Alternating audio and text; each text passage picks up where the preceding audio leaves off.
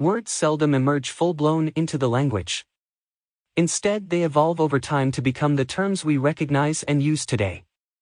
Each word has a backstory, a sometimes twisted, often entertaining history of how it came to be. Here's the backstory for a word that figures prominently in the chapter you've just read. Goal. Can you transform obstacles into goals? That's what history did. Goal. Go, LN1. The purpose toward which an endeavor is directed, an objective. 2. Sports. A. The finish line of a race. B. A specified structure or zone into or over which players endeavor to advance a ball or puck. C. The score awarded for such an act. 3. Linguistics. A noun or noun phrase referring to the place to which something moves. If you think you know the relationship between goals, the things you strive for, and obstacles, the things that get in your way, you may be in for a bit of a surprise. Although the history of the word goal is not nearly as clear as a good goal should be, there's ample evidence that our modern word goal originated with the idea of an obstacle. Running as a sport has been with us for centuries. But old race courses weren't as sophisticated as modern tracks. Runners would set off from the same spot and finish when they reached a marker that got in their way. Sometimes it was a mound of dirt. Sometimes it was a pillar. Sometimes it was a fence or wall. What all these finish lines shared in common is that they were all obstacles that not only signaled the end of a race but made it difficult if not impossible to go any farther. The Old English word gal meant an obstacle or barrier, and the related word galen meant to hinder. It's out of these words that we get the word goal. One person's mound, pillar, or wall is another's indication of victory and accomplishment. Adapted from Goal. The American Heritage Dictionary of the English Language, 4th edition, Boston, Houghton Mifflin, 2000. http. Based on information from Use your time and space effectively. For every minute spent in organizing, an hour is earned. Source unknown. Use your time and space effectively. CHAPTR. 2. Organization. Time flies, but that's no reason for you to go through each day simply winging it. Through conscientious use of time and common sense planning, you can make the most of your day. This chapter ticks off the important elements of effectively managing your time and organizing your space, including how to find hidden time, change your time habits, divide your time into blocks, think in terms of tasks, get your priorities straight, stay organized. 26. Part 1, Building a Foundation. 26. Part 1, Building a Foundation. Time is a precious and irreplaceable commodity. As she lay on her deathbed, Queen Elizabeth I of England reportedly said, "All my possessions for a moment of time." How you use time can determine your success or failure in college. If you use time wisely, you'll prosper. If you use it poorly, you'll fail in the job you came to do. That's why the management of time is the #1 skill to master in college. Although many people waste time needlessly and habitually, you needn't put yourself in the same position. You can gain extra time by reclaiming lost time, by sticking to a schedule, and by staying organized, which will help you use your time more efficiently. Reclaim lost time. All of us have claimed that we don't have enough time to accomplish what we need to do. But the fact is that everyone is allotted the same amount of time, 24 hours a day. Many of us allow a lot of this time to go to waste by failing to realize it is available in the first place. In addition, it's often our day-to-day habits, activities we no longer notice, that save time or waste it. You can put your time to better use by pinpointing areas of hidden time and cultivating time-saving habits. Find hidden time. Self-direction. There's a lot of valuable time in your day that is being overlooked simply because you didn't realize it was time you could use. For those who flush tiny slivers of soap down the drain or toss small scraps of cloth into the wastebasket, there are others who combine those slippery bits and pieces into a whole new bar of soap or stitch discarded shreds into a comfortable quilt. Think of all the time you spend standing in line or even waiting for a traffic light to change. If you could find ways to make use of this hidden time, you could almost certainly add hours to each week. Carry pocket work. Many situations may leave you with a few moments of unexpected free time: a long line at the bank or supermarket, a delayed bus or train, a wait at the doctor's office, a lunch date who arrives late. If you make a point to bring along a book, a photocopied article, index cards on which you've written key concepts, vocabulary words, or formulas, you'll be able to take advantage of otherwise frustrating experiences. Use your mind when it's free. Some activities may afford an overlooked opportunity for studying if you're prepared. For example, if you're shaving, combing your hair, or washing dishes, there's no reason you can't be studying at the same time. Because how important is time management to your academic success? How can you gain extra time? How can you put your time to better use? What is hidden time? How does pocket work use hidden time? When is your mind free for studying? Chapter 2: Use your time and space effectively. 27.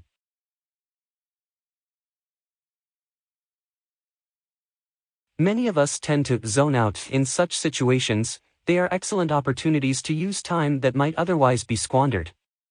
Attach small metal or plastic clips near mirrors and on walls at eye level. Place a note card in each clip. Do a math problem or two, or master some new vocabulary words as you eat a sandwich at work. Record study information. Another way of using hidden time is by listening to information you've recorded on MP3 files or burned onto CDs. Recorded information enables you to keep studying in situations where you're moving about or your eyes are otherwise occupied, such as when you're getting dressed or driving. In addition, recorded information can provide a refreshing change from written material. Employ spare time thinking. You can make the most of the moments immediately before or after class by recalling the main points from the last lecture as you're heading to class, or by quickly recalling the points of a just completed lecture as you're leaving class. Use your subconscious. At one point or another, you have awakened during the night with a bright idea or a solution to a problem that you had been thinking about before bedtime. Your subconscious works while your conscious mind is resting. If you want to capture the ideas or solutions produced by your subconscious, write them down as soon as you wake up, otherwise, they'll be lost. Many creative people know this and keep a pad and pencil near their beds. For example, Nobel Prize winner Albert Szent-Györgyi said, "I go to sleep thinking about my problems all the time, and my brain must continue to think about them when I sleep because I wake up, sometimes in the middle of the night, with answers to questions that have been eluding me all day." Change your time habits. Self-direction. Reframing. Habits, by their very nature, are things we do routinely without even thinking. Most of us are unaware of our habits unless someone or something draws attention to them. A good way to take inventory of your time habits is by keeping a daily activities log. From the time you wake up to the time you go to sleep, note all your major activities, the time you started and finished each, and the time each activity consumed. With your day itemized on paper, you can gain a clearer picture of where your time is being spent and where it's being wasted. The activities log in Figure 2.1 shows one student's daily routine and how he decided to put his time to better use. Once you have the concrete evidence of a daily activities log before you, you can begin to eliminate your time-wasting habits and develop or reinforce the time-saving ones. Originally published in Some Watch While Some Must Sleep, by William C. Dement, as a volume in the Portable Stanford series published by the Stanford Alumni Association. Copyright 1972. Reprinted by permission of the author. How can recording information use hidden time? What is spare time thinking? How can you use your subconscious to save time? What's a good way to begin saving time? 28. Part 1, Building a Foundation. Defy Parkinson's Law. Parkinson's Law says that work expands to fit the time allotted. To avoid running out of time, work Parkinson's Law in reverse. For each task, set a deadline that will be a challenge to meet and strive to meet that deadline. Each time you achieve your goal, reward yourself with some small but pleasant activity. Take a break. Chat with a friend. Stroll around the room. Have a special snack you've saved just for the occasion. If you fail to meet a deadline, don't punish yourself. Just hold back your reward and set another goal. Positive reinforcement is powerful in affecting a change in behavior. C. Parkinson, the law. What can you learn from Parkinson's law? Figure 2.1. Record of one day's activities and suggestions for making better use of time. Chapter 2, Use your time and space effectively. 29. Obey your alarm clock. How many times do you hit the snooze button on your alarm clock before you finally get out of bed? Even one time is too many. Set your alarm for the time you want to get up, not for the time you want to start getting up. If you can't obey your alarm, you'll have a hard time sticking to your time schedule. After all, it doesn't even buzz. Limit texting, email, and internet time. As marvelous as they can be, text messages, email, as well as the internet in general can all be tremendous time sinks, swallowing up hours in a typical day. Rather than checking it constantly, designate specific times during the day when you read and send email or cell phone text messages. It's true that email and texting have sped up communication, but it's a rare message that can't wait a while before being read or sent. The same applies to any web surfing you may do, whether for schoolwork or pleasure. Time has a tendency to fly by as you click from one link to the next. You can help keep things under control by setting a timer when you surf and returning to your studies when the timer goes off. Take time out. Reward yourself with regular short breaks as you work. Learning in several small sessions, rather than in one continuous stretch, increases comprehension. In one study, students who practiced French vocabulary in 3 discrete sessions did 35% better on an exam than those who tried to learn the words in one sitting. So take a breather for 10 minutes every hour, or rest for 5 minutes every half hour. Whichever method you choose, keep your breaks consistent. This way, you'll study with more energy and look forward to your regular rests. When you return to your desk, you'll find that you feel more refreshed. Listen to your body. All of us are subject to circadian rhythms. That is, we have periods when we're most wide awake and alert and other periods when we're sluggish or drowsy. In general, we're sleepiest a few hours before dawn and 12 hours later, in mid-afternoon. In keeping with these natural cycles, we're widest awake about every 12 hours, usually at mid-morning and again in mid-evening. Knowing this can help you plan the day's activities more strategically. 1. Schedule cerebral tasks for mornings and evenings. Reading, writing, problem-solving, and other thinking tasks should be done when you're likely to be most alert. 2. Save active behavior for mid-afternoon.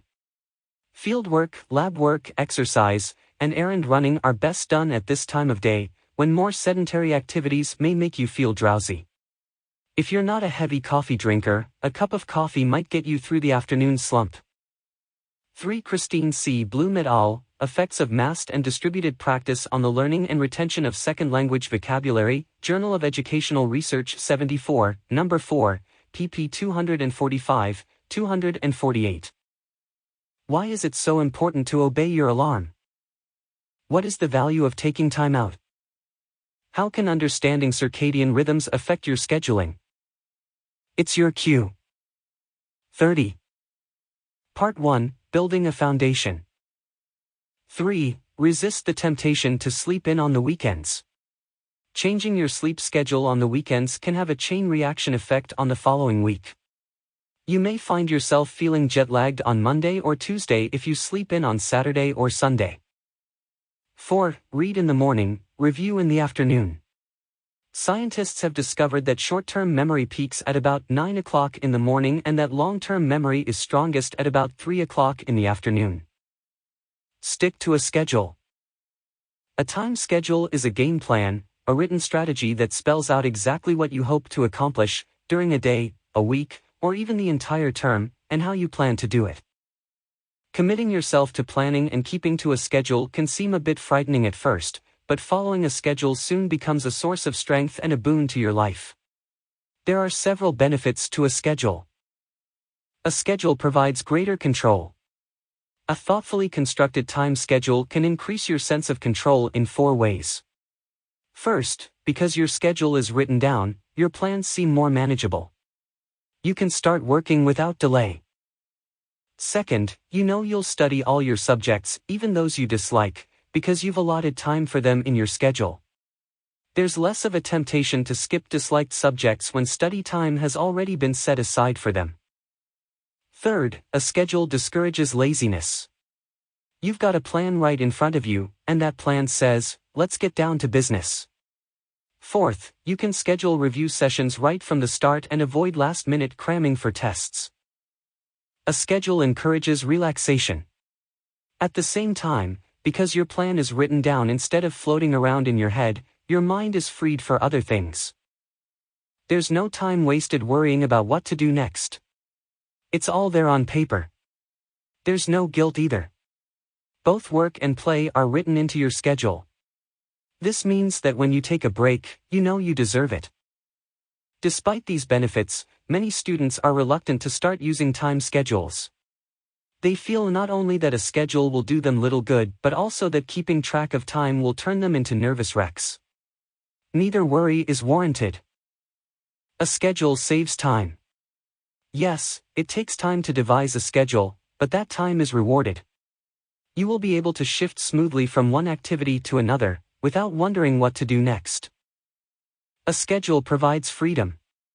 Scheduling frees you from time's control. The people you see dashing from class to library to gym, or eating lunch on the run, are slaves to. What is the function of a time schedule? How will a schedule provide greater control? How does a schedule encourage relaxation? Why are some students reluctant to use time schedules? How does a schedule save you time? How does a schedule provide freedom? Chapter 2, Use your time and space effectively. 31. Time. The students who schedule time, who decide how time will be used, are the masters of time. A schedule increases flexibility. Disorganized people often waste so much time that there's no room for flexibility. People who use schedules free their time for a variety of activities and are therefore more flexible. If you are a full-time student or have considerable control over the hours in your day, your best bet is to rely on traditional schedules that divide your time into manageable blocks. If, however, you are juggling your academic life with the responsibilities of a job or the demands of raising a family, you're probably better off using schedules that focus on tasks instead of on time. Each approach has advantages, but both provide an opportunity to tackle tasks with a genuine game plan instead of flailing at them haphazardly. Regardless of the approach you take, it's important to use your scheduling system not simply as a tool for efficiently filling up your days but as an instrument to help you get your priorities straight. Divide your time into blocks. Focusing. A father once tied a bundle of small, thin sticks together with a strand of twine, handed the bundle to his youngest son, and said, "Son, break these sticks in half." The boy used his hands and knees but could not break the bundle. Sadly, he handed it back to his father.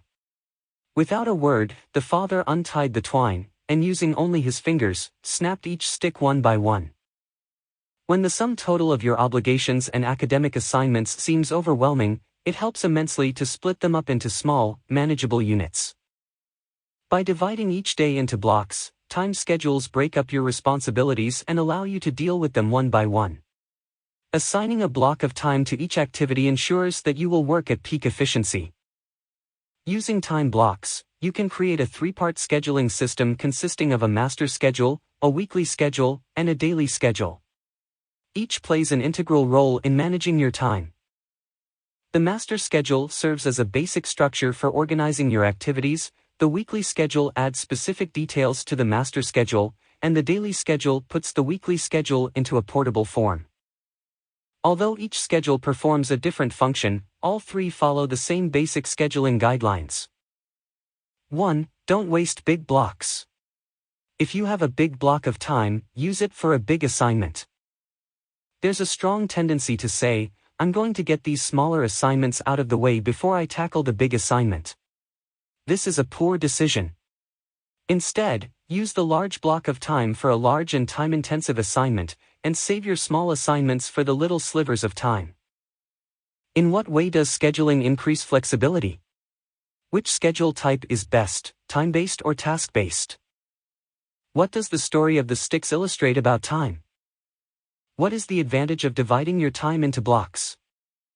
What are the components of the three-part scheduling system? What is the best way to use big blocks of time? 32.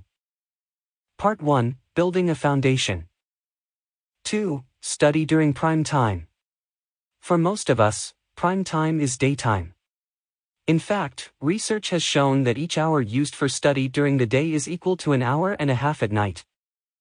Even so, you may find that you have dead hours during the day when you are less productive than you'd like to be. Schedule less demanding tasks for these hours. 3. Study before recitation classes and after lecture classes. A study session before a recitation or discussion class helps warm you up.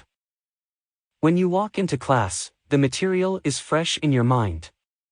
For lecture classes, use the time immediately after class to fill in any gaps in your notes and to review the information you've just learned. 4. Don't let details tie your hands. Account for all your time, but don't be overly detailed. The time you take to make an overly meticulous schedule can be better used in studying a subject directly, and the chances of your following such a strict plan are slim. 5. Include non-academic activities. Always set aside time for food, sleep, and recreation as well as the other activities of your life. Cheating yourself out of a meal, a good night's sleep, a swim, a family get-together, or a meeting with friends won't save you time in the long run.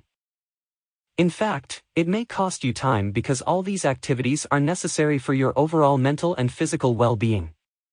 Make your plan for living, not just for studying. Lay a foundation with a master schedule. A master schedule provides an agenda of fixed activities around which your varying activities are arranged. Unless changes occur in your basic program, you need to draw up a master schedule only once per term. A master schedule grid lists the days of the week at the top and the hours of the day down the left side. The boxes in the grid are filled in with all your required activities: sleep, meals, job, regular meetings, community activities, sports, and, of course, classes. The empty boxes that remain represent your free time. Figure 2.2 provides an example of a typical master schedule. A master schedule, on a 5x8-inch card taped over your desk or carried in your notebook, unclutters your mind. More important, it enables you to visualize actual blocks of time into which you can fit necessary activities. Account for changing details with a weekly schedule. The weekly schedule is built on the foundation of the master schedule. To construct it, photocopy or print out another copy of your master schedule, and fill in the empty blocks with the activities you have planned for the upcoming week. If you have a math test on Friday, for example, you will need to schedule a little extra study time for math. Next week you may be assigned a research paper. If so, you'll probably want to leave. When it comes to studying, what is prime time? How does the type of class influence when you should study for it? Why should you shy away from making your schedule too detailed? What sorts of non-academic activities belong in your schedule? What is the purpose of the master schedule? What does a master schedule look like? How does a master schedule help? What is the purpose of a weekly schedule? Chapter 2, Use your time and space effectively. 33. Figure 2.2 A master schedule with work. 34. Part 1, Building a Foundation. Space in your schedule for library or internet research. The weekly schedule helps you adapt your time to your changing priorities. Keep it posted by your desk or paste it on the inside cover of your notebook. A sample weekly schedule is shown in Figure 2.3. The lists that follow show how the guidelines for scheduling were used to set it up. Monday through Friday, Saturday. 7, 8 a.m. Avoid the frantic dash and the gobbled breakfast by getting up on time. 12, 1 p.m. Take a full, leisurely hour for lunch. 5, 6. Relax before dinner, your reward for a day of conscientious work. 7, 9. Keep up with current notes and assignments through systematic studying. 9, 10. To forestall cramming at quiz and examination times, give some time every day to a review of previous assignments and ground covered to date. 10. A study time of 10 p.m. provides an incentive for working hard during the day and early evening. 10, 12. Devote some time every day to reading books that truly interest you. Recreational reading and conversation help you unwind for a good night's sleep. Tuesday, Thursday, Saturday. 8, 9 a.m. Because chemistry is your hardest subject, build your morning study program around it. An hour's study before class will make the class period more meaningful. 11, 12 p.m. Another hour's study immediately after chemistry class will help you remember the work covered in class and move more readily to the next assignment. Special. Tuesday. 2, 5 p.m. Library, Paper Sunday. 7, 9 p.m. English paper. For some assignments you will need to schedule blocks of time to do research or to develop and follow up on ideas. Saturday. From noon on, Saturday is left unscheduled, for recreation, for special projects to which you must devote a concentrated period of time, for extra work on difficult subjects, for thorough review. Chapter 2, Use your time and space effectively. 35. Figure 2.3 A detailed weekly schedule based on a master schedule. 36. Part 1, Building a Foundation. Sunday. This is your day until evening. Study history before you go to bed because it is the first class you'll have on Monday morning. Provide a portable game plan with a daily schedule. A daily schedule is a brief yet specific list of the day's tasks and the time blocks you plan to accomplish them in. You should be able to fit all this information on an index card that you can carry around with you all day. Make up your daily schedule each night before you go to bed. Once you have put your worries and concerns on paper, your mind will be free for sleep. You will also have thought through your day and will be better prepared when the morning comes. Figure 2.4 shows one student's daily schedule and explains why it is effective. What goes into a daily schedule? Review. Just before class is a good time to review the high points of chapters previously studied. Also review the previous lecture for continuity. Fix up notes. The very best time to fix up lecture notes, and review them simultaneously, is immediately after the lecture. After lunch, this is a good time to give yourself a semi-break from academic work and do some necessary errands. 2 to 5 block. This a valuable block of time during which you should be able to read the assignment and work out the assigned problems without losing continuity. Exercise. After an entire day with the books, some exercise and a shower will help put an edge on your appetite, as well as make a definite break between study during the day and study during the evening. After dinner, both subjects need unbroken time for efficient production. Use the block of 3 hours to do a balanced amount of work for each, depending on the assignments. Breaks. Breaks are not listed. You judge for yourself when a break is best for you. Also, the break should be taken when you arrive at a good stopping point. Figure 2.4 A daily schedule. Chapter 2, Use your time and space effectively. 37. Use scheduling tools if you feel comfortable with them. These days, you can choose from a growing variety of tools and utilities, from computer software to personal digital assistants to internet applications to hefty loose-leaf notebooks, all designed to make scheduling your time both easier and more intelligent. These tools may provide the breakthrough that some students need to finally begin to appreciate the importance of keeping a schedule. For other students, they are an elaborate, costly, time-intensive distraction that does little to control or organize time. Index cards and blank sheets of paper may not be all that sophisticated, but they are extremely inexpensive, refreshingly flexible, and breathtakingly simple, and they can usually provide all you need to get a firm grasp on your available time. If you swear by your PDA or your store-bought appointment book, that's fine. As long as you keep in mind that your goal is managing time, you can make just about any system work.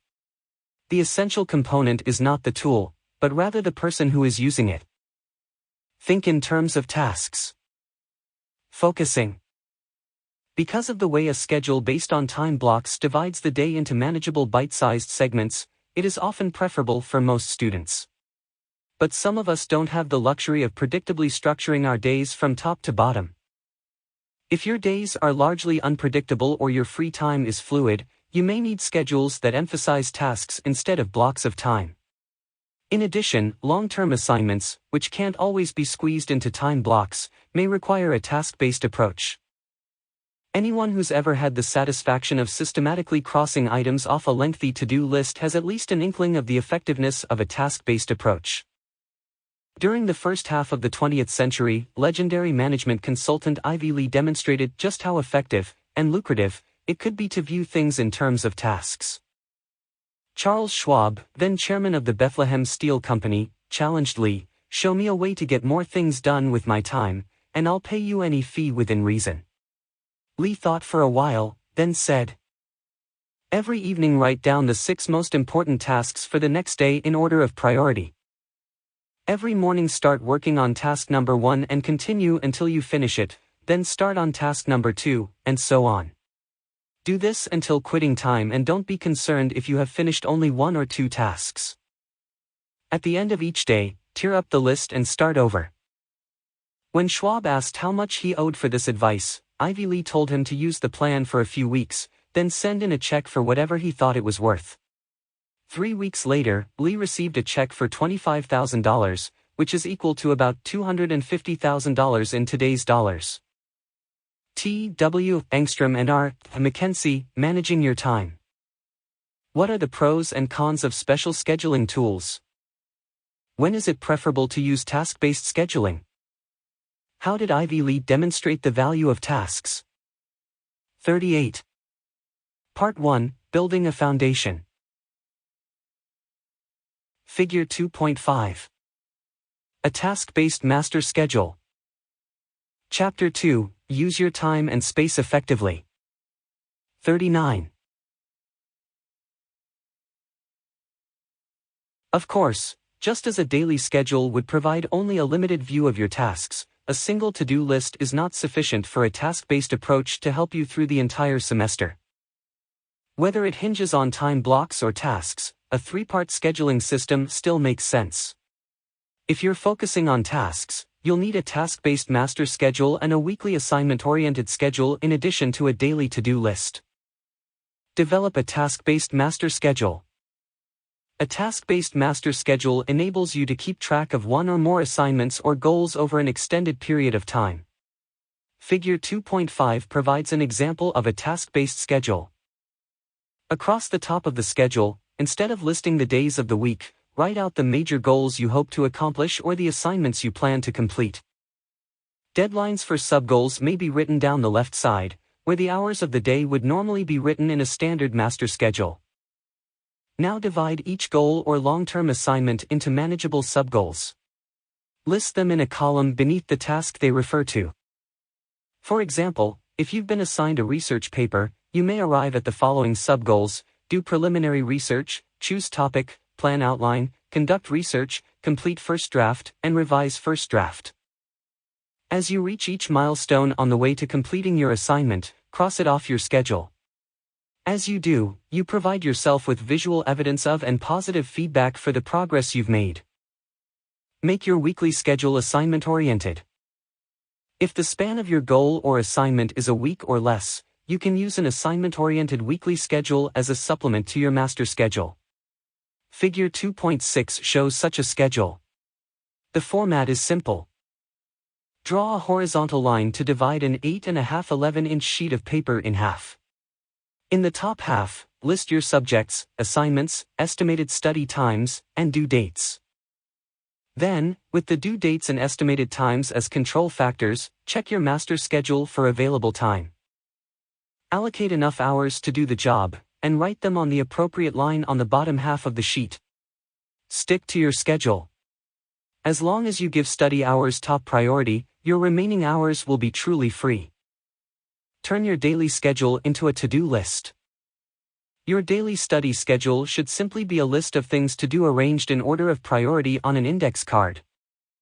In this case, assigning specific times is likely to lead to frustration. Figure 2.7 shows a typical daily list. To be successful, you need to develop a habit of referring to your list continually throughout the day. Cross off the tasks as you complete them. Get your priorities straight. Focusing. Reframing. Even the best schedules can create a false sense of security and accomplishment if they're filled with tasks that may take time but aren't top priorities. What sort of schedules do you need for a task-based approach? How does a task-based master schedule differ from a standard master schedule? How do you divide your goals into sub-goals? When should you use an assignment-oriented weekly schedule? How should you adjust your daily schedule when your time is unpredictable? When can schedules create a false sense of security? 40. Part 1. Building a foundation. Figure 2.6 A weekly schedule based on assignments. Efficient time management is often mistaken for effective time management. Although it's admirable to work efficiently, that is, to accomplish as much as possible in the time allotted, your efficiency will be wasted if you are focusing on the wrong tasks. As Tom Connellan, an author and consultant, put it, there's no point in doing well what you should not be doing at all. To manage time effectively, you need to allocate your energy and attention to those tasks that are most important. Dorothy Lemkel and Dolores Cotter Lamping, Organizing for the Creative Person, page 46. What's the difference between efficient time management and effective time management? Chapter 2, Use your time and space effectively. 41. Figure 2.7 A Things to Do List. Well-known author, consultant, and time management expert Dr. Stephen Covey devised a simple, much-imitated matrix to help you to gain a better understanding of the relative values of the tasks you're faced with on a regular basis. The matrix has urgency on the vertical axis and importance on the horizontal one. Tasks that are urgent demand your immediate attention. Important tasks are tasks that will help you to achieve your goal. The real time wasters are tasks that are neither urgent nor important. They can be easily ignored and do little or nothing to help you achieve either your short-term or long-term goals. These are the sorts of things we often refer to as busy work. If, for example, you are working on the computer but you still take time out to sharpen all your pencils, you're focusing on a task that isn't urgent or important. This is clearly the sort of thing that can wait. 6 IBID, pp 44-45. What is the purpose of the urgency importance matrix? Why are non-urgent, unimportant tasks considered time wasters? Figure 2.8 An urgency importance matrix source, from Organizing for the Creative Person by Dorothy Lemkel and Dolores Cotter Lamping. Copyright 1993 by Dorothy Lemkel and Dolores Cotter Lamping. Reprinted by permission of Random House Incorporated. 42. Part 1, Building a Foundation. Common interruptions, such as a phone call, a text message, or a friend who drops by unexpectedly while you're studying, tend to fall into the urgent but unimportant category. These things rarely relate to your goals, but they're hard to ignore. If you need to get work done, it's generally a good idea to put yourself in a position in which you are less susceptible to these sorts of interruptions. Urgent and important items are tasks you can't ignore and shouldn't ignore. They include things such as scheduled classes or looming deadlines, as well as more spectacular unscheduled tasks, such as dodging projectiles or escaping burning buildings. If you have a class that starts in 5 minutes, then that's urgent and important. You need to attend the course, and you can't be late. If your paper is due tomorrow, and you've hardly started, then you've really got no choice but to work until you finish it. All items in this category should get top priority on your task list. The most valuable quadrant in the entire matrix in Figure 2.8 is the one for tasks that are important but aren't yet urgent. This is where your long-range planning occurs. The more you accomplish in this area, the more successful and organized you're likely to be. What are some examples of important but not yet urgent tasks? Mastering the notes for a recent textbook reading assignment is one. Beginning research on a paper that isn't due for another month is another. Mastering your notes will put you in a good position the next time a test or quiz is announced. Getting a head start on your paper will prevent you from having to compete with fellow students for limited resources at the library or from having to put in an all-nighter before the paper is due. Some urgent and important tasks are unavoidable, but, in general, the more time you devote to important but not urgent tasks, the more likely you'll be able to avoid the tasks that increase your stress, force you to cram, or make you skip sleep. When planning out your time, tackle the tasks in Quadrant 1 first, but see if you can keep them to a minimum, and spend the bulk of your time on tasks in Quadrant 2. Avoid adding tasks from Quadrant 3 or 4 to your task list. The former are typically going to be unexpected interruptions. Try to establish a study environment where you are less likely to encounter these. And as for the items in Quadrant 4, they really don't belong on any task list. If you find you're spending time on tasks that are neither urgent nor important, make a point to avoid doing so in the future. Adding such items to your schedule or task list is likely to give you a false sense of accomplishment and distract you from completing truly important tasks. Once you've figured out the urgency and importance of each task you plan to accomplish, you can use this information in a number of ways. 1. Go back to a task list you may have already written and number each item depending on whether it's urgent and important, important but not urgent, and so on. 2. Use the urgency importance matrix as your actual task list. Looking at which quadrant has more crossed-off items will provide a snapshot of how truly productive your day has been. Where do common interruptions fall in the matrix? How should you handle tasks that are both urgent and important? What sorts of tasks are important but not urgent? How should the urgency importance matrix affect the way you plan out your time? How can you put the matrix to practical use with task-oriented schedules? Chapter 2, Use your time and space effectively. 43. 3. Position your tasks in the matrix first and then create a standard task list, ordering the items by priority based on where you place them in the matrix. If you are using a traditional schedule, the matrix can help you decide how to budget your available time blocks.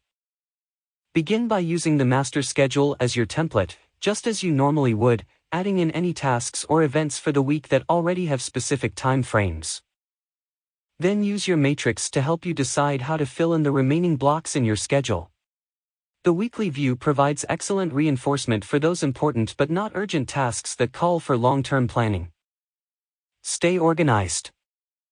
Of course, the effort you devote to finding hidden time, changing your time habits, and sticking to a schedule will be squandered if the tools you use to tackle your tasks are in a state of disarray. A huge part of being a successful student has to do with being able to find exactly what you need as quickly and efficiently as possible. After all, what good is a carefully planned schedule if you spend the first 20 minutes of the hour you plan to use for mastering your notes searching for those very notes under a pile of papers or in a maze of nested computer directories? To stay organized and thereby make the best use of that time you've so carefully plotted, you need to devise a system, keep it flexible, and cut down on clutter. Devise a system. Clustering. Planning. Like so many successful study techniques, organizing your work area depends on a system. To a great extent, the kind of system you use doesn't matter just as long as you have one and it works for you. But in general, it pays to follow the old saying, a place for everything and everything in its place, by designating a logical home base for all the materials you are likely to encounter in your work area.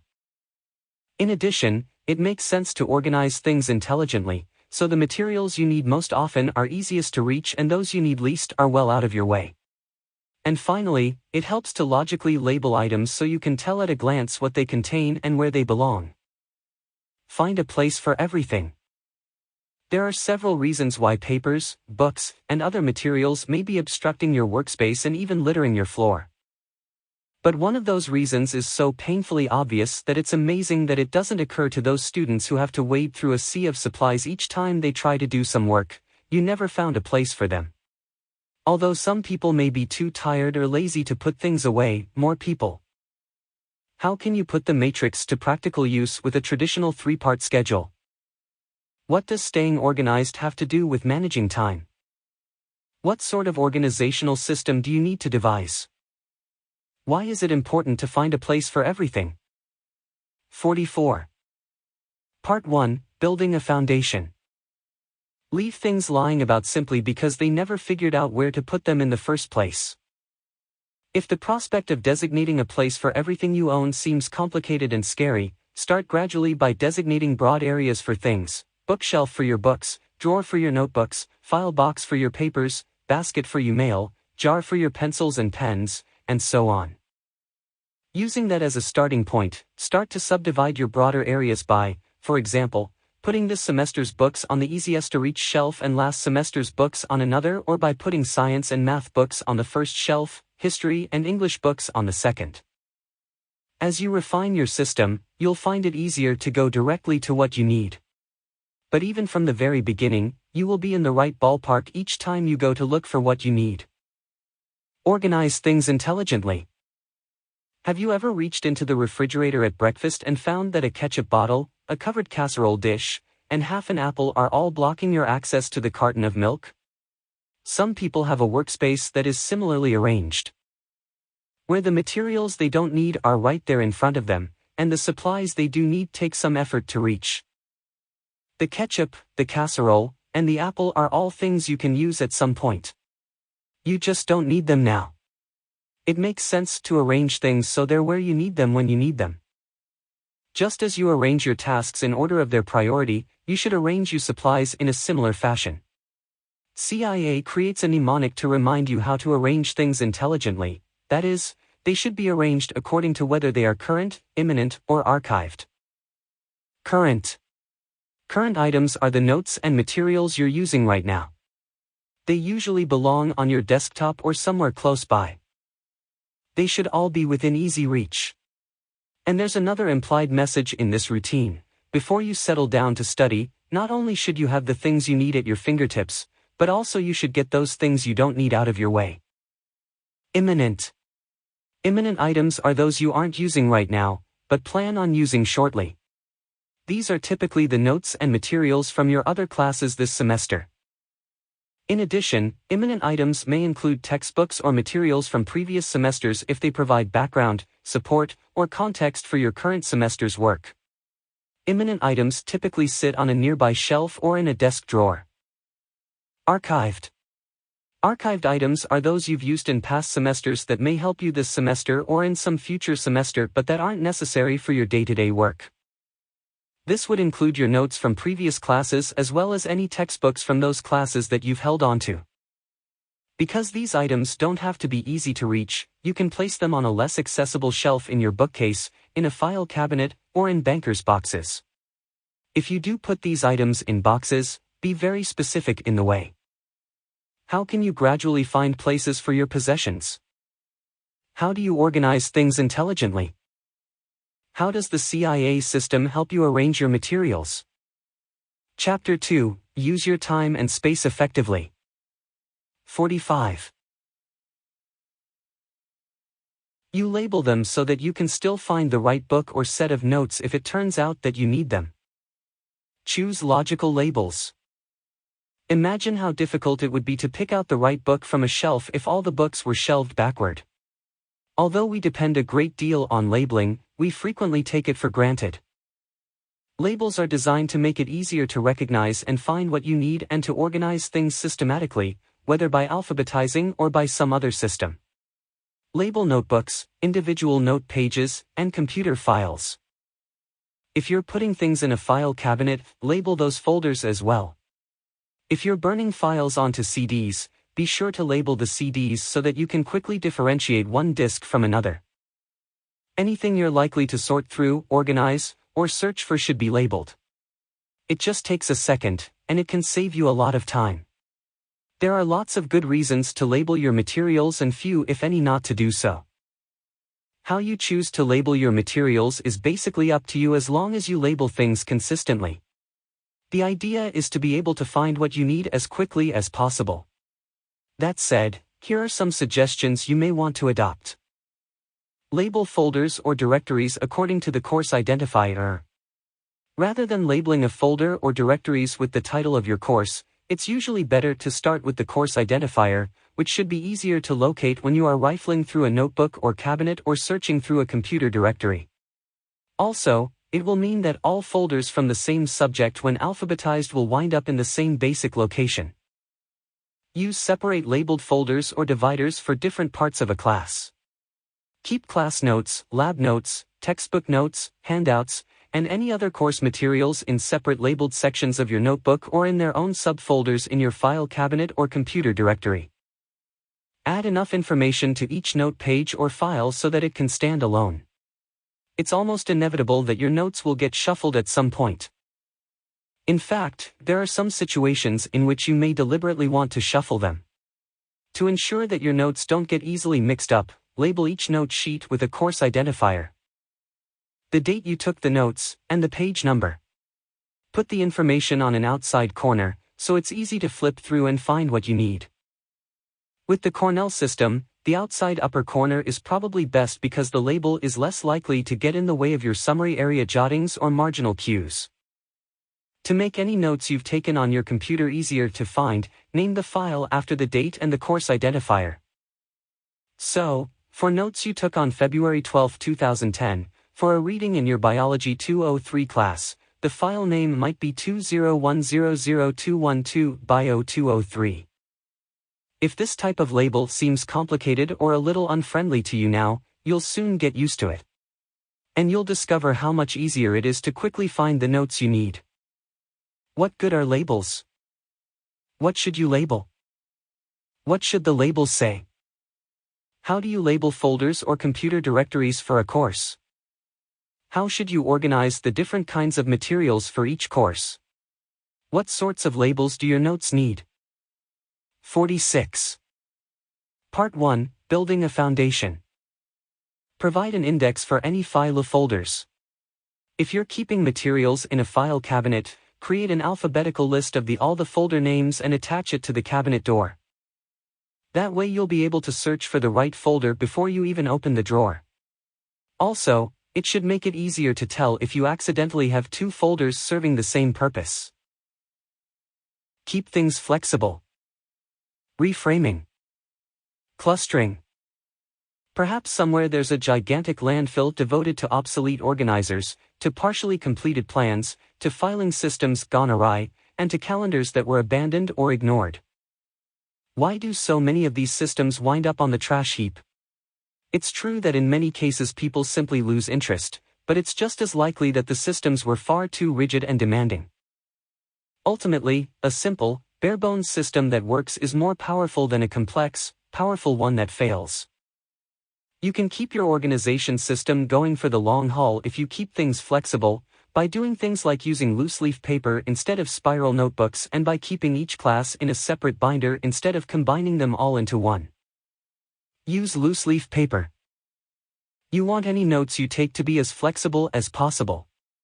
Spiral-bound notebooks may seem appealing, but they put your notes into sort of a straitjacket, limiting the things you can readily do with your notes once you've taken them. Of course, you can tear out sheets from a spiral-bound notebook, but that leaves a residual of paper bits that can sometimes have a negative psychological effect on your productivity. Lined paper tablets are also popular with some students, and although these tablets aren't quite as messy and limiting as spiral notebooks, they still force you to go through your notes in order. If you do write on lined paper tablets, buy the 3-hole kind and then carefully tear off the pages of notes once you've taken them and store them in a loose-leaf binder. As you'll discover in Chapter 11, being able to separate your notes into individual sheets instead of keeping them as part of a notebook or pad will prove to be a real advantage when it comes time to prepare for a test or quiz. Also, if you keep blank sheets of loose-leaf paper in each notebook, you'll always be prepared, even if you make the mistake of bringing the wrong notebook to class. Limit each notebook to one class. Standard loose-leaf notebooks can be large and unwieldy, not to mention kind of expensive. Luckily, you don't really require anything so elaborate for your class. All you really need are 3 rings and a cover. Full-sized, soft-sided notebooks still hold standard-sized paper.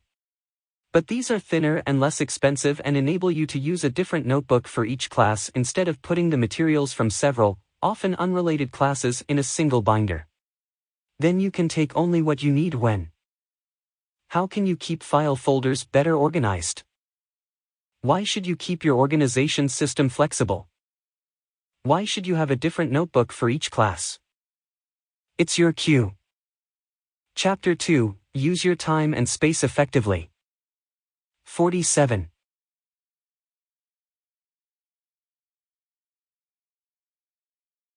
You head to class. Why do you need your economics notes when you're in class taking notes for sociology? Besides, most of the loose-leaf editions that improve the organization of a large notebook, pockets, dividers, graph paper, and so on, work just as well in a thinner, more flexible notebook. In fact, thinner notebooks often come with a pocket on the inside of the front and back covers. Also, you can buy a notebook of a different color for each class, making it easy to distinguish one from another. Cut down on clutter. Clustering. Focusing. Although getting organized involves far more than just minimizing clutter, clutter is generally what most people think of when they imagine disorganization. The cause of clutter is pretty straightforward. It usually results when too many things are out of place. If you reduce your level of stuff and make a routine of putting the things that remain back in their place, you should go a long way to reducing clutter. Use the Ohio rule for papers and email. The acronym OHIO stands for Only Handle It Once. When you get a new piece of paper, do something with it right away. Read it and then throw it out, file it, or if it's something that requires your immediate attention, act on it. Many people needlessly pick up the same sheets of paper again and again without doing anything decisive. That wastes time and it usually leads to clutter. By the way, the same advice applies to email. If your inbox is filled with email messages, you're creating electronic clutter. Delete the message, file it in a directory, or act on it right away if it's urgent. But don't leave it sitting in your inbox, to be scrolled past day in and day out or repeatedly opened and closed. Don't print it out if you can avoid it. One simple way to reduce the paper-based clutter on your desk or work area is to limit the things you print out. In many colleges, your syllabus, your assignments, and other course materials, sometimes including tests and texts, come to you via email or through a website or a course management system.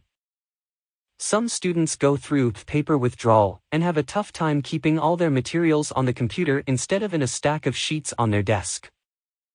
There may still be some materials that you prefer to have on paper, but don't be like the person who salts her food without tasting it first. Try to refrain from automatically printing out your materials.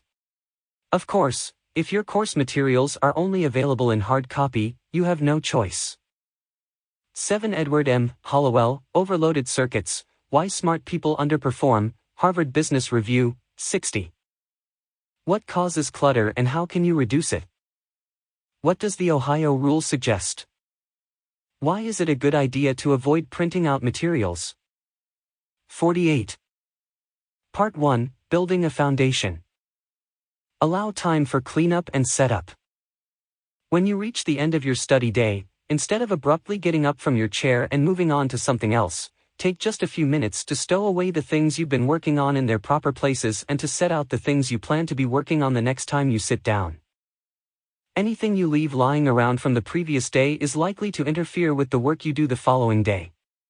Also, things you leave out have a tendency to pile up. After all, no one plans to have a messy desk or work area. It tends to happen over time. Most cluttered surfaces are covered with items that were left there just temporarily. Take a few minutes to put books, notebooks, and other supplies back in their places. The few minutes you devote to this end-of-study ritual will ensure that your well-organized work area remains organized. If you feel as though you're too tired, or you're concerned that it will take too much time, try an experiment. Look at your watch or a stopwatch as you go through the process of logging off your computer, reshelving books, and putting away pens, pencils, and papers. You are almost certain to find that the routine doesn't take long at all. And yet it can save you a good deal of time in the long run. The practice of straightening your desktop is still helpful, even if that desktop is a computer desktop. In fact, it's usually a lot easier to straighten your computer desktop. The process of moving, storing, and deleting files is much faster when those files are computer files. If you gather together materials that you plan to use the next day, you'll have an important head start. If you have a class the first thing in the morning and there's a risk that you may have to head out the door a little faster than you'd like, the few minutes you spent the night before, calmly getting everything together, should minimize the risk that you will forget something if you're in a hurry. Also, setting out the next day's materials has an important psychological effect. It gets you to think about the following day's activities and helps to put you in the proper mindset. Finally, assembling tomorrow's materials in advance helps to counteract inertia and discourage procrastination. When you wake up the next day and find that everything you need is there waiting for you, you should find it easier to hit the ground running instead of just spinning your wheels. Final words. Let's face it. Most people understand the supreme importance of time and the value of sticking to a schedule, yet many of us continue to waste time needlessly. Why? Perhaps it is because we are human beings, not machines. Learning to use time wisely after years of wasting it doesn't happen by simply flipping a switch. Controlling your time is. What's the last thing you should do at the end of the study day? What if your desktop is a computer desktop? What's the advantage of setting out your materials in advance? Why do people who understand the importance of time continue to waste it? It's your cue. Chapter 2, Use Your Time and Space Effectively. 49.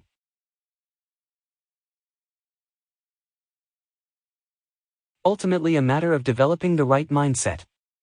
If the dying words of Queen Elizabeth and the compelling evidence of this chapter haven't been enough to convince you to change your time-wasting ways, perhaps the following tidbits about time will finally make things click. 7 valuable tidbits about time. 1. One of America's greatest composers, jazz giant Duke Ellington, still wasn't ashamed to admit, without a deadline, I can't finish nothing. 2. Be a contrarian. Go to the library when almost nobody is there. Get into the dining hall line before the crowd. Get the reserved books before the line forms. The time you save will add up quickly. 3. Make decisions wisely by asking, what are the alternatives? Make a list of the alternatives, and then put pluses and minuses alongside them. Learn this process. It will save lots of time. 4. Don't spread yourself thin by attempting to become an information junkie. This scattershot approach takes up a great deal of time and can still leave you feeling stressed and dissatisfied. Just make sure that you gain a firm grip on your own field. 5. When you're really through studying, spend an extra 15 minutes studying just a little bit more. 6. If the thought of saving time sounds sensible but uninspiring, ask yourself this simple question: what do I want to save time for? Suddenly, the efficient use of time may take on a significance that it never had before. 7. A Sanskrit proverb puts everything in proper perspective. Today well lived makes every yesterday a dream of happiness and every tomorrow a vision of hope. Look well therefore to this day. 50. Part 1, Building a Foundation. Chapter Checkup. Sentence completion. Complete the following sentences with one of the 3 words listed below each sentence. 1. A time schedule functions as a reward. Game plan. Punishment. Matching. In each blank space in the left column, write the letter preceding the phrase in the right column that matches the left item best. 1. Pocket work. If work expands to fit the time allotted. 2. Email. B. Method for minimizing paper clutter. 3. Master schedulek. Nobel Prize winner who used sleep time to solve problems. 4. Ohio. D. Provides a basic structure for organizing the term's activities. 5. CAA. E. Rhythms that influence your body's cycle of sleeping and waking. 6. St. Georgi. F. Productivity boon that can sometimes be a time sink. 7. Parkinson's law. G. Supplies study material for unexpected free time. 8. Circadian. H. Method for arranging your study materials. True-false. Circle T beside the true statements and F beside the false statements. 1. TF. Taking breaks has a detrimental effect on comprehension. 2. TF. Schedules don't have to be effective as long as they're efficient. 3. TF. Using a time schedule can make you a slave to time. 4. TF. Scheduling saves time that might otherwise be wasted. 5. TF. An hour of daytime work is usually more productive than an hour at night. Chapter 2. Use your time and space effectively. 51. Choose the word or phrase that completes each sentence most accurately, and circle the letter that precedes it. 1. When your obligations and assignments begin to seem overwhelming, it helps TOA. Take a nap. B. Divide your time into blocks. C. Use Parkinson's law. D. All of the above. 2. Hidden time is time that you aren't allowed to use. B. Manage to overlook. C. Reserve for recreation. D. Leave off your schedule. 3. The most valuable quadrant of the urgency importance matrix is F. Urgent but not important. B. Important but not urgent. C. Not urgent and not important. D. None of the above. 4. The master schedule provides an alternative to a weekly schedule. B. An excuse for increased recreation. C. A basic structure for organizing your activities. D. A solution to the problem of hidden time.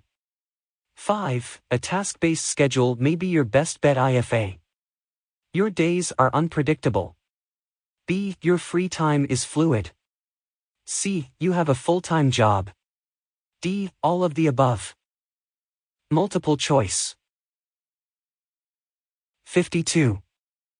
Part 1. Building a foundation. Think about the ideas outlined in this chapter and then draw upon your own opinions and experiences to answer each question fully. 1. Identify at least 2 instances of hidden time in your typical week and suggest some ideas you've arrived at after reading this chapter for putting that time to better use. 2. Explain which type of schedule you think will be the most effective for your particular needs and why. 3. Use the urgency importance matrix to arrange your own tasks in the 4 quadrants. Which of your quadrants contains the most tasks? Which has the fewest? Were you surprised by the results? If so, why? If not, why not? The Q system uses marginal questions to encourage active reading. You'll notice that most but not all paragraphs in this chapter are accompanied by marginal questions. Now it's your cue. Scan the chapter for any paragraph that is missing a question, reread the paragraph, establish the main idea, and then arrive at a question that elicits it. Use the questions in the surrounding paragraphs as models for your own marginal questions. To expand the horizons of your understanding and to refine the precision of your thought, the 3 exercises that follow are designed to help you grow, strengthen, and maintain your own vocabulary. Say what?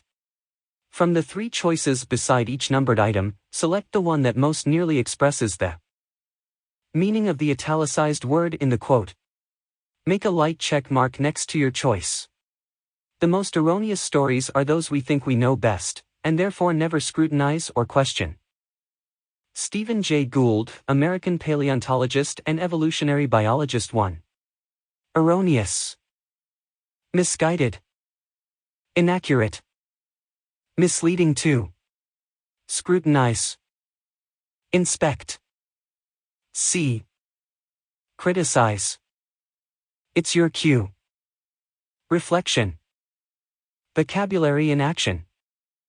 Chapter 2. Use your time and space effectively. 53. Any good piece of material like Shakespeare ought to be open to reinterpretation. Denzel Washington, American actor and director. 3. Reinterpretation. Translation. Rethinking. Duplication gentility is what is left over from rich ancestors after the money is gone. John Chardy, American poet and critic. 4. Gentility. Refinement. Large debts. Large family. Those who make the worst use of their time are the first to complain of its brevity. Jean de la Bruyere, French writer and moralist.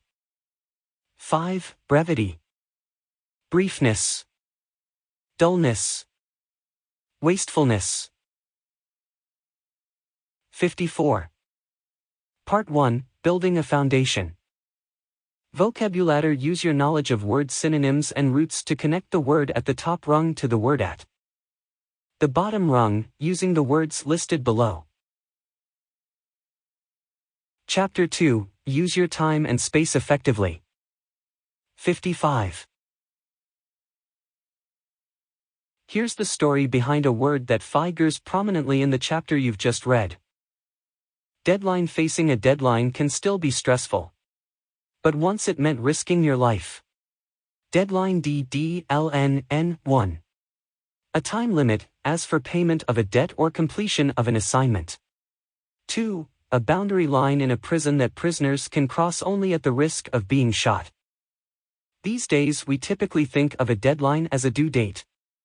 In fact, that's been the word's predominant meaning since journalists adopted it in the early 20th century. But where did the newspapers find the term in the first place? In prison. During the American Civil War, one of the most notorious prisons was Andersonville, a stockade in Sumter County, Georgia, where captured Union soldiers were detained under appalling conditions. The stockade itself was little more than a large plot of land, open to the elements but surrounded by a 15-foot wooden wall. Because Confederate guards feared their Union prisoners would try to vault the wall, they erected a second, smaller fence, roughly 4 feet tall and about 3 feet inside the stockade's main wall. This fence was known as the dead line. Any prisoner caught trying to cross it would be shot dead. Thanks to the country's vibrant newspaper business, which covered the Civil War extensively, Andersonville and its deadline were soon infamous. Deadline traveled from prison to printing press, where it was used to describe the border that each page of type had to fit within in order to be printed properly. If your type crossed the deadline, those words wouldn't show up on the page. In time, the word went upstairs to the newsroom where editors turned deadline into deadline and began to use it as a colorful term to describe a time limit that shouldn't be crossed by their reporters. Adapted from Deadline. The American Heritage Dictionary of the English Language, 4th edition, Boston, Houghton Mifflin, 2000. Based on information from Deadline. The American Heritage Dictionary of the English Language, 4th edition, Boston, Houghton Mifflin, 2000. Deadline. Online Etymology Dictionary. Douglas Harper, Historian, Deadline, N. Oxford English Dictionary, 2nd edition, 20 volumes, Oxford, Oxford University Press, 1989, Deadline, N. OED Online. Oxford University Press. http://sc www.2. Andersonville Prison, Georgia, August 17, 1864, southwest view of stockade showing the deadline. Old pictures. 2006 to 2008. Concentrate all your thoughts upon the work at hand. The sun's rays do not burn until brought to a focus. Alexander Graham Bell. Scottish-born Canadian scientist and inventor. Everyone, from astronauts to athletes, from merchants to musicians, appreciates the value of being able to focus on the task at hand. Yet few of us know how to attain and then sustain this kind of concentration. Although concentration does not appear at the snap of the fingers, there are ways you can improve the conditions for concentration. To help you stay focused, no matter what your task may be, you need to reduce external distractions. Overcome internal distractions. Minimize multitasking. Cultivate concentration. Stay focused. CHAPTR. 3. Concentration. 58. Part 1, Building a Foundation. Concentration can sometimes be easier to describe than to define. Watch a good bowler as she takes her position and directs all her thoughts on knocking down the pins at the end of the alley. Watch a quarterback as he focuses on getting a pass to an open receiver, even while linebackers rush in on him from several directions. That's concentration. Or as world-famous tennis star Serena Williams once put it, if you can keep playing tennis when somebody is shooting a gun down the street, that's concentration. Of course, concentration isn't limited to sports. Have you ever become so absorbed in your textbook that you find yourself actually talking to the author? Have you ever been studying your notes so intently that when you finally look up, you realize that hours have passed since you last checked the clock? That's concentration. Although concentration may be difficult to define, its value is crystal clear. American poet and essayist Ralph Waldo Emerson wrote that concentration is secret of strength, while management consultant Peter Drucker singled it out as the key to economic results. Novelist Kurt Vonnegut called total concentration the secret to success in any human endeavor, while legendary book editor Michael Korda described it as the magic key that opens the door to accomplishment. Concentration is focused thinking. Just as light waves can be focused into a single powerful beam, a laser, concentration can focus the power of your thoughts, enabling you to think with greater precision and penetrate difficult ideas. But powerful as it can be, concentration has an elusive quality. In fact, concentration comes only when you don't think about it. Ironically, if you were thinking deeply about a subject and suddenly realized that you were concentrating, at that moment you would have broken your concentration. Such prolonged, undivided attention can be difficult to achieve. After all, in normal circumstances there are dozens of things competing for your attention. Thoughts and ideas constantly bang, rattle, and knock on the door of your consciousness, trying to gain entry. Figure 3.1 provides a vivid illustration of the natural tendency to divide attention.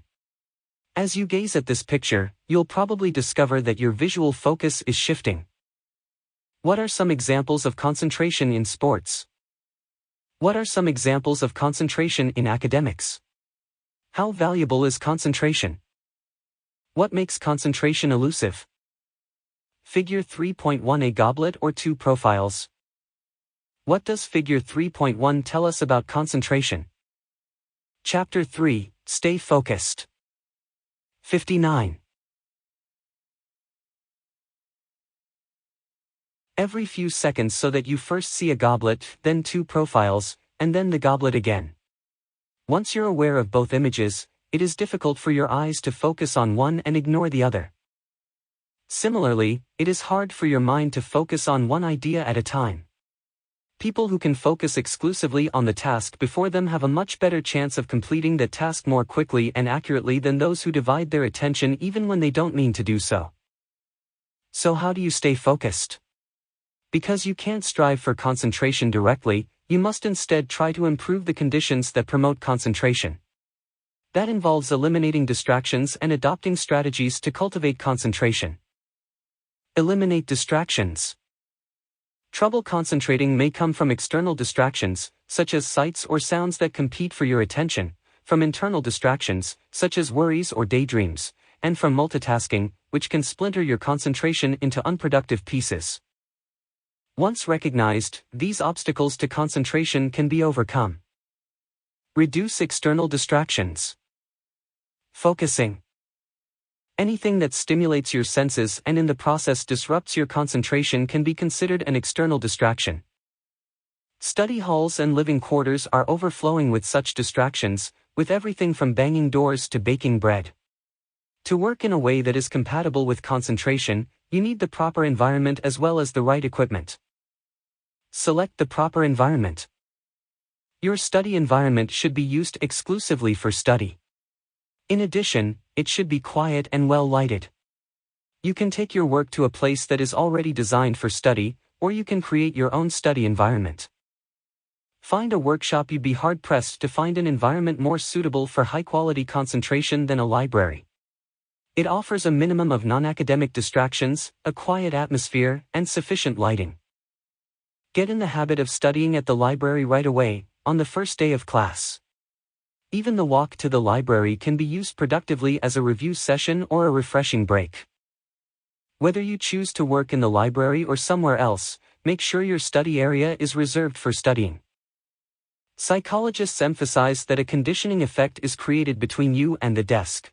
If you nap or daydream a lot while sitting at the desk can act as a cue for napping or daydreaming. By the same token, if you read or how can you concentrate if you can't do it directly? What's the first step in eliminating distractions?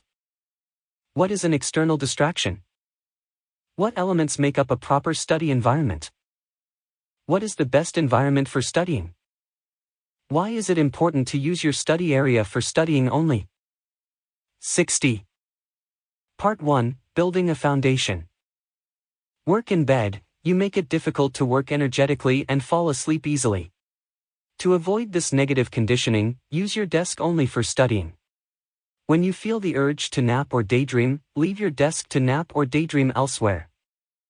Your study area should be your workshop, a place where you feel secure and comfortable.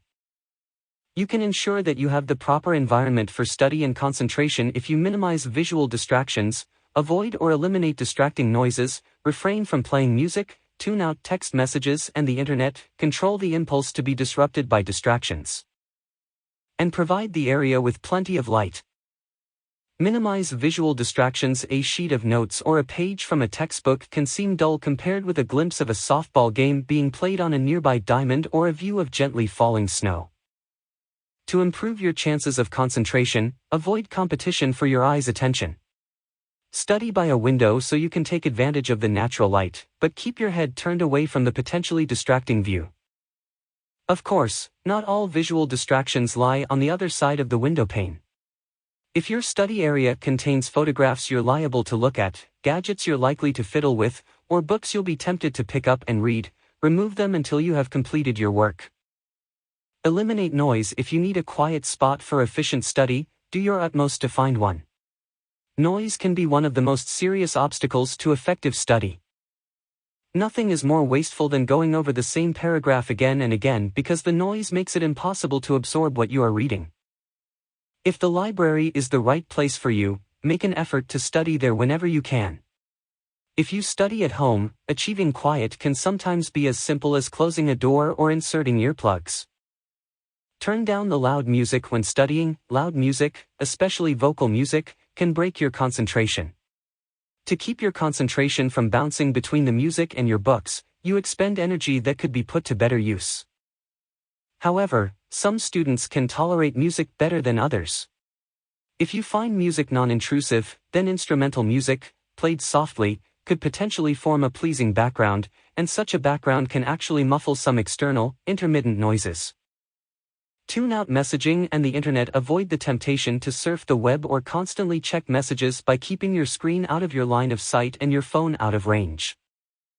If you are working on your computer, log out of email and limit your web surfing to the work at hand.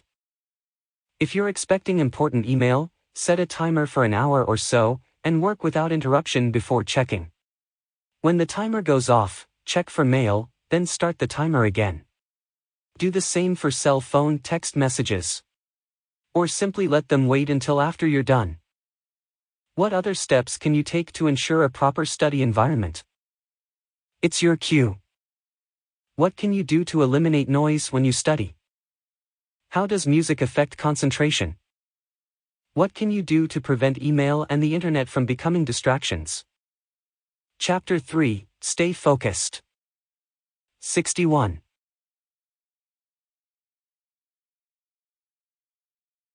Try the spider technique. A vibrating tuning fork held close to a spider's web sets up vibrations in the web. After the spider makes a few hurried investigations and finds no fly in the web, it learns to ignore the vibrations. The next time you are studying in the library and the door opens, don't look up. Controlling your impulse to look up will disturb your concentration the first few times. But very soon, like the spider, you'll learn to ignore these external disturbances. Use the right equipment. Because proper lighting is an important component of your study environment, the right light should head your list of equipment to promote concentration and reduce external distractions.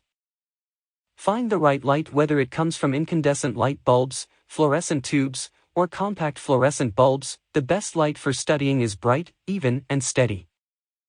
Bright. The emission of light is measured in lumens for studying. You need at least 2,500 lumens. 2 incandescent 100-watt bulbs will meet that requirement. So will a double-tube fluorescent lamp or 2 compact fluorescent bulbs of approximately 25 to 30 watts each. Fluorescents cost more than standard bulbs, but they can be just as bright and can last up to 100 times longer. Even. Shadows in your work area or hot spots caused by glare will tire your eyes and make concentration difficult. Get rid of glare by shielding your lamp with a shade and by using a light-colored, non-glossy blotter on your desk. Eliminate shadows by using 2 lamps, fluorescent light or diffuse light. Steady. A constant flicker will undermine concentration. If you use fluorescent light, compact fluorescent bulbs are less likely to strobe than traditional fluorescents. If you are using incandescent light, make sure the bulb is screwed in properly. Good lighting makes for good studying. By contrast, poor lighting causes eye strain, general tension, headaches, and sleepiness, irritations that interfere with concentration. If you study under good light but your eyes still bother you, have them examined by an ophthalmologist or optometrist. Clear and comfortable vision is essential to good studying. Use a pencil to catalyze concentration. A technique that does not fail is the simple, humble pencil technique. The technique is this: whenever you are working to learn, study with a pencil in hand. And use it. For example, if you are reading a textbook chapter, stop after several paragraphs and very briefly, in your own words, write down the key points made by the author. If, after reading several paragraphs, you find that no words come to you, what does the spider technique involve? What is the most important piece of concentration equipment? What is the best kind of light for studying? What are the drawbacks of studying under bad light? What is the pencil technique? 62. Part 1, Building a Foundation. You have no recourse but to go back and read the passage again. This time, read with determination and concentration to make sure you learn the key points. The secret: activity promotes and almost ensures concentration. The pencil provides the activity. Find the right kind of chair. More ink and more words have been wasted extolling the virtues of a straight-backed, hard-seated hickory chair than on any other single piece of study equipment. Forget it, use a comfortable, well-cushioned chair. Staying awake or falling asleep does not depend on your chair, rather, it depends primarily on your method of study, your attitude and self-discipline, the light, the room temperature, and, of course, on how much sleep you've been getting. A hard, often uncomfortable straight-backed chair can't take the place of these basic requirements. Use a bookstand. An extremely practical piece of equipment is a bookstand, not a bookshelf or bookends, an actual stand placed on your desk that holds the book in a tilted position and holds the pages down so that they do not flip over. Older ones are made out of metal. Newer ones come in plastic. A bookstand can work for you in many ways. First, and very important, it can give you a feeling of readiness to study, a feeling of being a scholar in the traditional sense. This alone is worth many times the price of the stand. Second, the stand provides physical freedom. It eliminates the strain of continually holding the book open, pressing down on 2 sides to keep the pages from flipping over, tilting the book to avoid glare, and trying to find something heavy enough to hold the book open so you can free your hands to make notes. It permits you to sit back with arms folded, to contemplate and reflect on the meaning of what you are reading. Keep other equipment nearby. Remember the mnemonic for intelligently organizing your workspace, CIA. Make sure your current materials include any basic equipment that will help you to study without interruption. Depending on the classes you are taking and your personal preferences, that may mean a dictionary, a calculator, a clock, a calendar, paper, notebooks, paper clips, tape, rubber bands, pencils, pens, erasers, and index cards. If you make it a habit to keep your desk well stocked, you won't derail your concentration with unplanned emergency trips to obtain necessities. Discourage internal distractions. Focusing. Self-direction. Internal distractions are distractions that you create: daydreams, personal problems, anxiety, indecision, forgetfulness, and unrealistic goals. These distractions are as disruptive as the sights, sounds, and smells that make up the external variety, even though in this case the only one aware of them is you. Because internal distractions come from within, you have the power to eliminate or at least control them. What is the best kind of chair for promoting concentration? It's your cue. What other equipment can be helpful for concentration? What are internal distractions? Chapter 3, Stay Focused. 63. Use a concentration score sheet. Keep a sheet of paper handy. Whenever you catch your mind wandering, keep score by putting a check mark on the sheet. The mere act of doing this reminds you to get back to work. Students report that when they first tried this system, they accumulated as many as 20 check marks per textbook page, but after 1 or 2 weeks, they were down to 1 or 2 check marks per page. The concentration score sheet encourages self-observation. Making note of your breaks in concentration, when they happen, how often they occur, and what triggers them, will help you realize just how intrusive the lapses are and will enable you to gradually eliminate them. Put stray thoughts on a worry pad. Although pleasant plans and diverting daydreams can be major sources of internal distraction, nagging worries and obligations can also take your mind off your work. The concentration score sheet will alert you to these breaks in your attention, but it won't address the problems that prompted the distractions. To prevent the same worries from interfering with your concentration again and again, you must address them. A worry pad provides an excellent short-term solution to the problem. When an intrusive thought disrupts your concentration, write it down on your worry pad with the idea that you will attend to it just as soon as you get the chance. Then, with your conscience clear and your bothersome thought recorded on paper, you can get back to the business of concentration. After you have finished studying, read over your list and give these concerns your full attention.